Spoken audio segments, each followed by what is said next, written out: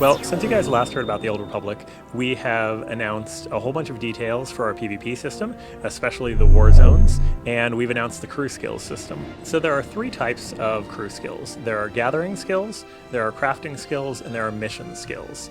So gathering is very much what you'd expect. You see something, you say, hey, we should grab that. Now you can either go grab it, or you can tell your companion character, hey, why don't you go grab it?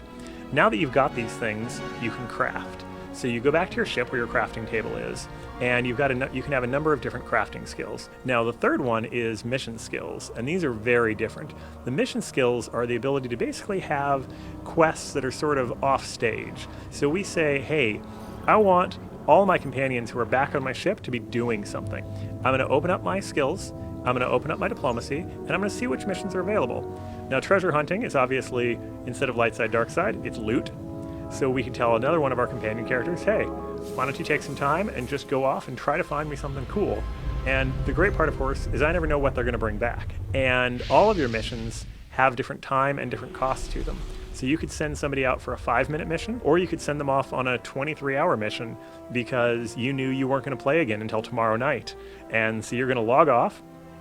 All of your crew skills still go while you're offline. And when you log back in, come and see what's happened. The intent for the crew skill system was twofold. One, to bring people into the crafting system that may not normally be crafters, and that's definitely where the mission system comes in. Even if you don't want to do the complexity of the crafting, and the crafting is deep and complex, there are going to be people on the server who can do things that almost nobody else in the server can do, who are masters of crafting. But everybody else can still run the missions and do things. The other part of it was really to make sure that all those people who were back on your ship were useful and part of the team. One of the problems previously in BioWare games we've had is that if you can only take a couple of your companions out, you tend to focus on those and kind of forget everybody else that's hanging out back at base. This makes the whole crew useful and the whole crew interesting, especially because each of your companion characters actually has bonuses for specific crew skills. So you may actually end up having a lot of affection for somebody you really like who's your really good diplomat, even though they're not somebody you take out in the field very often. And I will ensure the Empire achieves galactic domination. So war zones in the Old Republic are instance team versus team PvP areas. Now, one of the things that we really try to do is we try to make sure that they are immersive, that they are telling a story, that they have context. We want you to be able to multipath and play the way you want to play. So, can you get XP?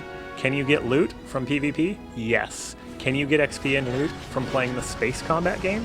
Yes. If there's an activity chain in Tor that you want to sit down and spend your morning doing, we want you to know that that's not wasted time. This game is huge. It is so much bigger than anything we've done. It's bigger than every BioWare game we've ever done put together. You're on an MMO. There's not a save button. You've got to balance everything right. There are a ton of tricks that you use in a single-player game that I can't use. I can't put you in prison. I can't trap you somewhere because maybe you wanted to play PvP that day, right? I can't take you and force you into a cutscene. I can't put you in a bottleneck. I can't do any of these things. So we have to be extremely clever about how we tell stories and about how much we empower the players. You were deceived.